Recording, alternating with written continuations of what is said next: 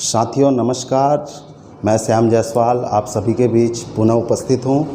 और आज का जो विषय है वो विषय है आर्थिक पैकेज की घोषणा करने की हम लोग मांग कर रहे हैं सरकार से। मुख्यमंत्री माननीय भूपेश बघेल जी से हमारी मांग है कि वो छत्तीसगढ़ के लिए आर्थिक पैकेज की घोषणा करें।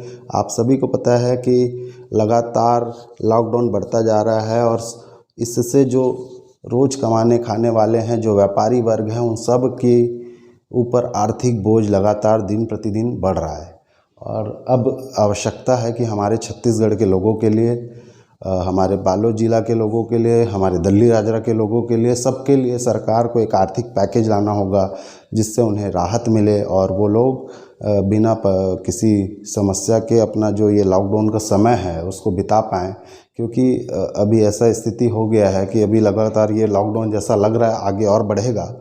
लगातार संक्रमण छत्तीसगढ़ में फैल रहा है, तो अगर कोई आर्थिक पैकेज सरकार की तरफ से नहीं दिया गया तो संक्रमण के से जितना ज़्यादा लोग परेशान रहेंगे उससे ज़्यादा लोगों को अपनी आर्थिक स्थिति से की चिंता करनी पड़ रही है। आज मैं कुछ आंकड़ा दे रहा हूँ आप लोग को, जो डाटा मेरे पास है कि हमारे बालोद जिला में कुल 1,94,328 परिवार हैं जिनके पास बीपीएल और एपीएल राशन कार्ड है। ये बालोद जिला का, और पूरे छत्तीसगढ़ में ये जो डाटा है पूरे छत्तीसगढ़ का 68,44,626 परिवार इनके पास राशन कार्ड है पूरे छत्तीसगढ़ में। पूरे छत्तीसगढ़ में जो गरीब परिवार हैं वो लगभग 60 लाख परिवार हैं। लगभग आप मान के चलिए 88% परिवार लोग छत्तीसगढ़ में जो निवासरत हैं उसमें से 88% गरीब परिवार हैं। हमारे बालोद जिला में जो लगभग 1,80,000 परिवार जो है वो गरीबी रेखा के नीचे है और ये लोग की आर्थिक स्थिति कमज़ोर है और ये लोग लंबा समय तक लॉकडाउन सरवाइव नहीं कर पाएंगे। इनको बहुत सारी परेशानी हो रही है। ठीक है, राशन मिल रहा है, चावल दे रहे हैं आप लोग, लेकिन उससे नहीं हो पाएगा। और भी लोगों की ज़रूरतें हैं, उसको ख़रीदने के लिए इंसान को पैसे चाहिए और सारे काम बंद हैं। तो जितने भी गरीब परिवार के लोग हैं, जो मज़दूर हैं, किसान हैं, जिनके पास पैसे नहीं है, वो लोगों को बहुत ज़्यादा समस्या आगे चल के होने वाली है। आप अगर मेरा मुख्यमंत्री भूपेश बघेल जी से हमारे मुख्यमंत्री जी से मेरा निवेदन है कि आप छत्तीसगढ़ के लिए आप निर्णय लीजिए और आप आर्थिक पैकेज घोषित कीजिए। एक परिवार को कम से कम महीने का 6,000 रुपये की व्यवस्था करिए जिससे उनका राशन पानी का व्यवस्था हो पाए। ये 6,000 कम से कम आपको देना चाहिए जिससे कि हमारे जितने भी गरीब परिवार हैं और मध्यवर्गीय परिवार हैं उन सब के कम से कम इस लॉकडाउन के दौरान कम से कम उनके राशन की व्यवस्था वो कर पाएँ।